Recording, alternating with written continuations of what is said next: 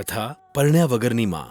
વિજય, જે આજે કલેક્ટર હતો અને સંપન્ન અને સન્માનિત જીવન જીવી રહ્યો હતો, એનું બાળપણ અનાથાશ્રમમાં વીત્યું હતું અને એને કલેક્ટરની પદવી મેળવવા માટે બહુ બધો સંઘર્ષ કરવો પડ્યો હતો.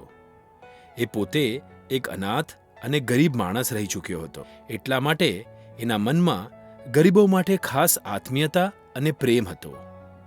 એના ઘરની નોકરાણી સાવિત્રીને એ પોતાની માની જેમ જ ગણતો હતો અને સાવિત્રી પણ એના પર પોતાની મમતા વરસાવવામાં કોઈ કસર નહોતી છોડતી. માજી, તમે તો બહુ કામ કરો છો. આ ઘડપણમાં થોડો આરામ પણ કર્યા કરો. કંઈ પણ હોય બેટા, છેવટે તો હું આ ઘરની નોકરાણી જ છું ને. મારે કોઈ પણ રીતે કામ કરવું પડશે. મેં તમને ક્યારે નોકરાણી નથી માન્યા. તમને હંમેશા પોતાની માની જેમ જ ગણ્યા છે.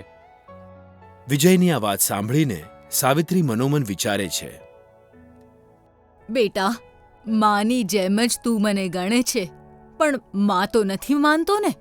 મારા મનને તો ત્યારે ટાઢક મળશે જ્યારે તું મને તારી સગ્ગી માં માનીશ. આના થોડા દિવસો પછી વિજય સુમન નામની એક છોકરી સાથે લગ્ન કરી લે છે અને સુમનના ઘરે આવવા પર સાવિત્રી એની સાથે પોતાની વહુ જેવો વર્તાવ કરવાની કોશિશ કરે છે, જે સુમનને જરા પણ ઠીક નથી લાગતું.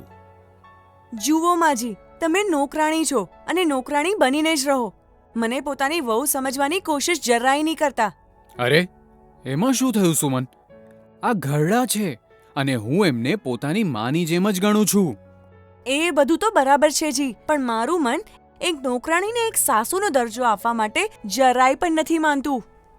તો ઠીક છે, હું તમારા ઘરની નોકરાણી જ બનીને રહી લઈશ, પણ તમે બંને જણા ખુશ રહો. એ દિવસ પછી સાવિત્રી થોડી ઉદાસ અને ચૂપચાપ રહેવા લાગે છે, પણ વિજય માટેની એની સંભાળ અને મમતા ક્યાંય ઓછી નથી થતી.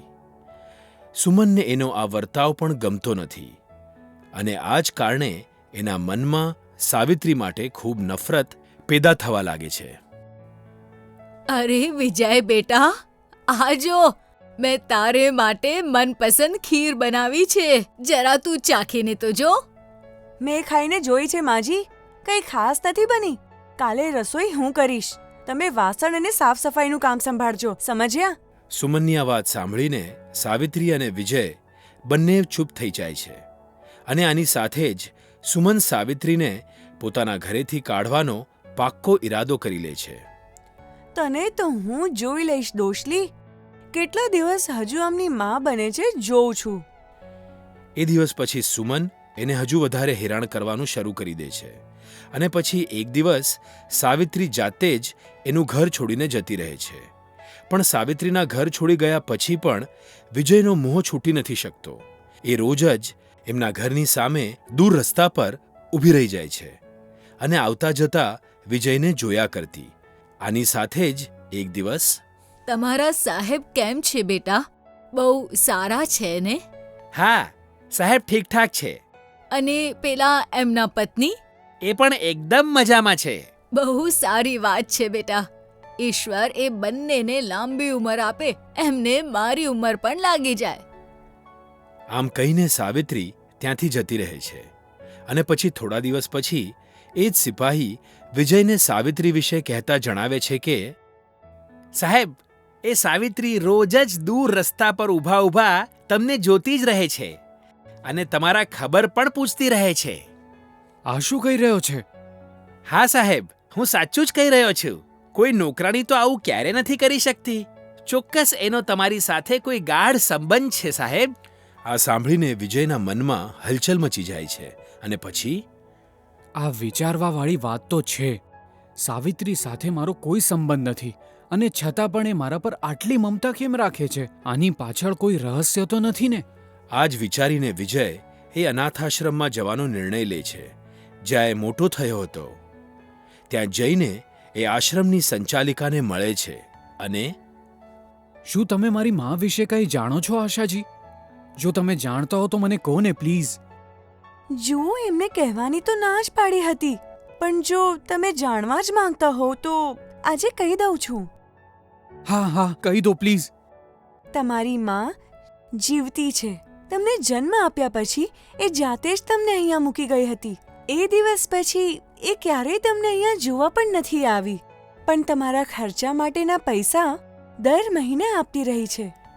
આ સાંભળીને વિજય સ્તબ્ધ રહી જાય છે અને હમણાં ક્યાં હશે મારી માં? અને એ મને અહીંયા કેમ મૂકીને ગઈ હતી? આ બધું તો મને નથી ખબર. હા, પણ એમની એક ફોટો છે મારી પાસે. હું એ ફોટો તમને બતાવી શકું છું. આમ કહીને આશા વિજયને એની માનો ફોટો બતાવે છે. વિજયે ફોટોને જોતા જ અરે, આ તો સાવિત્રી છે. શું સાવિત્રી જ મારી માં છે? હે ભગવાન, આ શું થઈ ગયું? મારી માં મારી સાથે રહી અને હું અભાગ્યો એને મારા ઘરની કામવાળી સમજતો રહ્યો.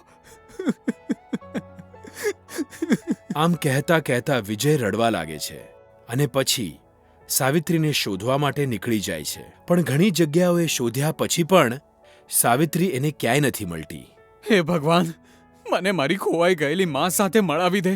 હું મારી માં માટે તડપી રહ્યો છું. આ રીતે વિજય સાવિત્રીને ઘણા દિવસો સુધી શોધતો રહે છે અને પછી એક દિવસ સાહેબ, ગજબ થઈ ગયું. શું ગજબ થઈ ગયું? સાહેબ, તમારી ઘરે કામ કરવાવાળી એ ડોશી એક રસ્તા પર દુર્ઘટનામાં ગંભીર રૂપથી ઘવાઈ ગઈ છે અને કોઈ લાવારીસની જેમ સરકારી દવાખાનામાં પડી છે. હા, શું કહી રહ્યો છે? હું સાચું કહી રહ્યો છું સાહેબ. બહુ જ ખરાબ નસીબ છે એ બિચારી ડોશીના. આ સાંભળતા જ વિજય તરત દવાખાને પહોંચી જાય છે અને સાવિત્રીને વળગીને રડવા લાગે છે.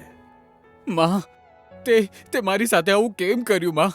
મારી સાથે રહીને પણ મને સાચું કેમ ના કહ્યું માં? હું મજબૂર હતી બેટા. એવી કઈ મજબૂરી હતી માં, જે તે મને જન્મ આપતા જ પોતાનાથી દૂર કરી દીધો હતો અને પછી મારી સાથે રહ્યા પછી પણ મને એકે વાર એમ ના કહ્યું કે હું તારી સગી માં છું. વિજયના વારંવાર આ જ સવાલ પૂછવા પર સાવિત્રીને એને સાચું કહેવું જ પડે છે અને એ કહે છે, હું પરણ્યા વગરની માં હતી દીકરા.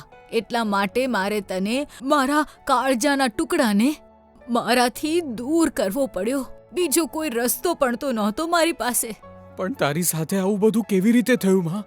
તારા પિતાનું અચાનક મૃત્યુ થઈ જવાને લીધે મારા દીકરા.